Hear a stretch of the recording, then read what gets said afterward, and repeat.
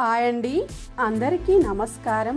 ఈ వీడియోలో మనం దేవీ నవరాత్రులలో అమ్మవారిని ఎలా పూజించాలి, ఎలాంటి నియమాలు పాటించాలో ఇప్పుడు మనం వివరంగా తెలుసుకుందాం.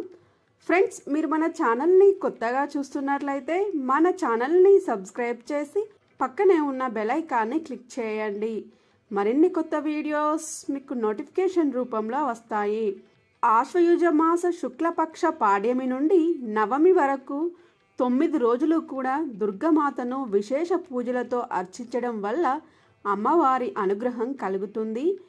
దేవి నవరాత్రుల ముందు రోజే పూజా సామాగ్రిని తెచ్చుకోవాలి. పూజలో ఉపయోగించే దీపారాధన కుందులను, పూజ ఐటమ్స్ అన్నింటినీ ముందు రోజే క్లీన్ చేసుకోవాలి. మనం పాడ్యమి రోజు నుండి పూజను మొదలు పెడతాము కాబట్టి అమావాస్య రోజు రాత్రి నుండే ఉపవాసం మొదలు పెట్టాలండి. పాడ్యమి రోజు ఉదయాన్నే నిద్రలేచి ఇల్లంతా శుద్ధి చేసి ఇంటి ముందు వాకిట్లో ముగ్గులు పెట్టి గడపలకి పసుపు కుంకుమ బొట్లు పెట్టి తలస్నానం చేసి పూజకి సిద్ధమవ్వాలి. ఈ 9 రోజులు కూడా ఇంటి ముందు నిండుగా ముగ్గులతో అలంకరించాలి. మన ఇంటి ముందు శుభ్రతను చూస్తే అమ్మవారు ఇంట్లో అడుగు పెడుతుందంటారు. పూజా మందిరంలో అమ్మవారికి పూజ చేసే స్థలంలో గోమయంతో గాని పసుపుతో గాని అలికి బియ్యం పిండితో అష్టదళ పాదపద్మం ముగ్గులు పెట్టి పసుపు కుంకుమ బొట్లు పెట్టుకోవాలి. ఈ 9 రోజులు కూడా చాలా నిష్టగా ఉండాలి. ఈ పీఠం పెట్టుకున్న రూమ్లోకి చెప్పులు కానీ చీపురు కానీ తీసుకుని రాకూడదండి. ఈ 9 రోజులు కూడా పూజా రూముని చీపురుతో ఊడవకూడదు, క్లాత్తో శుభ్రం చేసుకోవాలి.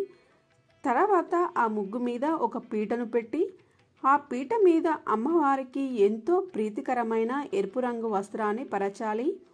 ఆ పీఠం మీద అమ్మవారి ఫోటోని పెట్టుకోవడానికి 3 లేదా 5 గుప్పిళ్ళ బియ్యాన్ని పోయాలి. దేవి నవరాత్రులు కాబట్టి దుర్గమాత ఫోటో ఉంటే దుర్గమాత ఫోటోని పెట్టుకోవాలి.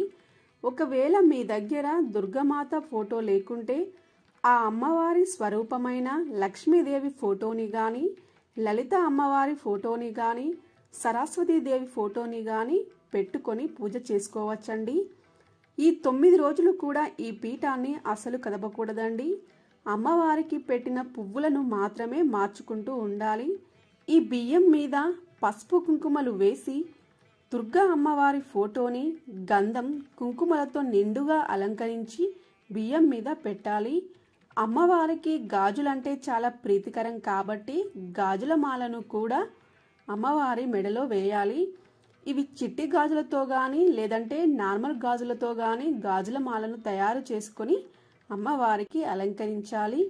తర్వాత పువ్వుల మాలతో అలంకరించాలి.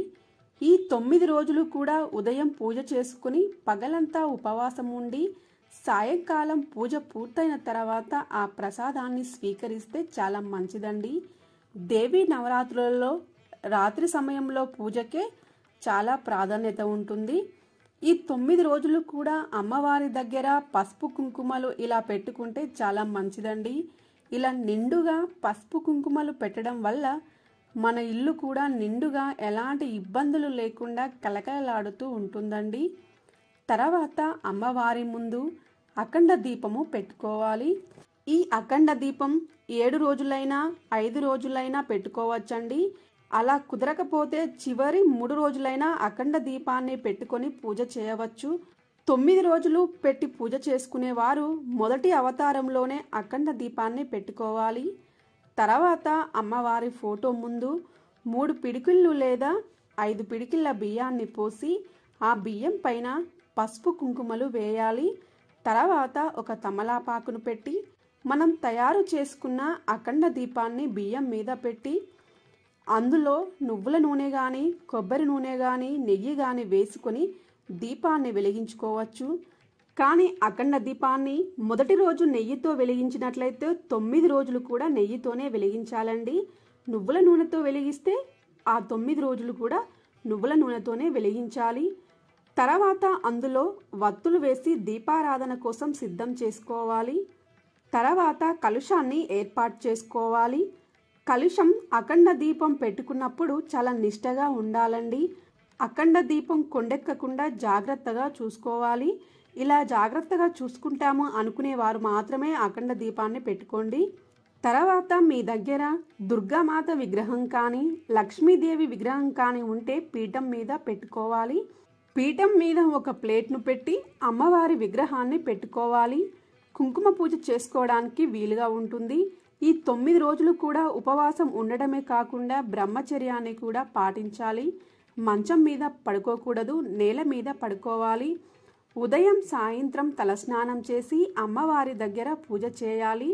ఆరోగ్యం సహకరించని వారైతే ఉదయం తలస్నానం చేసి సాయంత్రం నార్మల్గా స్నానం చేయవచ్చు. మనం ఏ పూజ చేసినా ముందుగా గణపతిని పూజించాలి కాబట్టి గణపతి విగ్రహాన్ని కూడా పూజాపీఠం మీద పెట్టుకోవాలి. గణపతి విగ్రహం లేకుంటే పసుపు గణపతి అయినా చేసుకొని పెట్టుకోవాలండి. కొందరు వారి వారి ఆచారాల ప్రకారం గౌరీ గణపతిని చేసుకొని పూజ చేస్తుంటారు. మీకు ఆ ఆచారం ఉన్నట్లయితే గౌరీ గణపతిని చేసుకొని పూజ చేసుకోండి. పూజ కోసం పువ్వులను, చిట్టి గాజులను, కుంకుమ పూజ కోసం కుంకుమను, అమ్మవారికి గణపతికి వేయడానికి వస్త్రాన్ని కూడా పూజాపీఠం మీద పెట్టుకున్నాను. తర్వాత ఆచమనీయ పాత్రను కూడా పూజాపీఠం మీద పెట్టుకున్నానండి. నేను 2 ఆచమనీయ పాత్రలు పెట్టుకుంటాను. ఒకటి మనం ఆచమనీయం చేయడానికి, రెండవది అమ్మవారికి గణపతికి ఆచమనీయం చేయడానికి. అలంకరణ పూర్తయిన తర్వాత ముందుగా ఏకహారతిని వెలిగించి ఆ జ్యోతితో దీపారాధన చేయాలి. దీపారాధన చేసిన తర్వాత దీపాలపైన అక్షింతలు గాని కుంకుమను గాని వేసి నమస్కారం చేయాలి.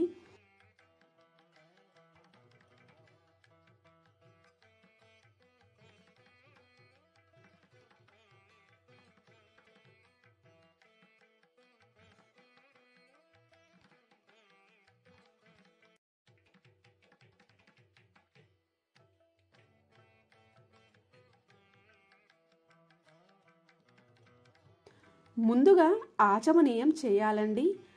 ఆచమనీయ పాత్రలోని నీటిని ఒక చేతిలోకి 3 సార్లు తీసుకొని మంత్రాలను చదువుతూ ఆచమనీయం చేయాలి. అలాగే కొన్ని అక్షంతలను కుడి చేతిలోకి తీసుకొని మంత్రాలను చదువుతూ ఆ అక్షంతలను ఒక ప్లేట్లో వదిలివేయాలి. ఇలా వదిలివేసిన తర్వాత చెయ్యి కడుక్కోవాలి, లేదంటే క్లాత్తోని తుడుచుకోవాలి. తడి చేత్తో అయితే పూజ చేసుకోకూడదండి. తర్వాత కొన్ని అక్షంతలను చేతిలోకి తీసుకొని భూశుద్ధి మంత్రాన్ని చదువుకొని ఎడమ చేతి వైపు వేసుకోవాలి. ఆ తర్వాత ప్రాణాయామం చేసుకోవాలి. తర్వాత కొన్ని అక్షంతలను చేతిలోకి తీసుకొని సంకల్ప మంత్రాన్ని చెప్పుకొని అమ్మవారి దగ్గర వేయాలి. తర్వాత కలశ పూజ చేయాలి. కలశ పూజ చేసిన తర్వాత కలశంలోని నీళ్లను పూజా సామాను పైన, దేవుడి ఫోటోల పైన, మన మీద, ఇల్లంతా కూడా చల్లుకోవాలి. ఆ నీటిని ఇల్లంతా చల్లడం వల్ల ఇల్లు చాలా పవిత్రంగా తయారవుతుంది. మొదటగా మనం ఏ పూజ చేసినా వినాయకుడిని పూజించాలి కాబట్టి వినాయకుడికి షోడశోపచార పూజ చేయాలి. ముందుగా వినాయకుడిని పూజాపీఠం మీదికి ఆహ్వానించి ఆసనం సమర్పయామి అంటూ అక్షంతలను వేయాలి. పాదయోపాద్యం సమర్పయామి, అస్తయో అర్ఘ్యం సమర్పయామి అంటూ అర్ఘపాద్యాలనైతే సమర్పించాలి. తర్వాత స్నానం సమర్పయామి అంటూ నీటిని చూపించాలి. వస్త్రం సమర్పయామి అంటూ గణపతికి వస్త్రాన్ని సమర్పించాలి. గంధం కుంకుమ సమర్పయామి అంటూ గంధం కుంకుమ బొట్లు పెట్టాలి. పుష్పాభరణం సమర్పయామి అంటూ పుష్పాలను, అక్షంతలను స్వామివారికి సమర్పించాలి. తర్వాత సంకల్పం చెప్పుకొని గణపతి యొక్క 108 నామాలు చదువుతూ పువ్వులతో గాని అక్షంతలతో గాని గణపతిని పూజించాలి. గణపతి యొక్క 108 నామాలు రాకుంటే ఓం గం గణపతియే నమః అనే మంత్రాన్ని 108 సార్లు చదువుతూ పువ్వులతో గాని అక్షంతలతో గాని గణపతిని పూజించాలి. పూజ పూర్తయిన తర్వాత ధూపం ఆగ్రాపయామి అంటూ ధూపాన్ని చూపించాలి. దీపం దర్శయామి అంటూ దీపాన్ని చూపించాలి.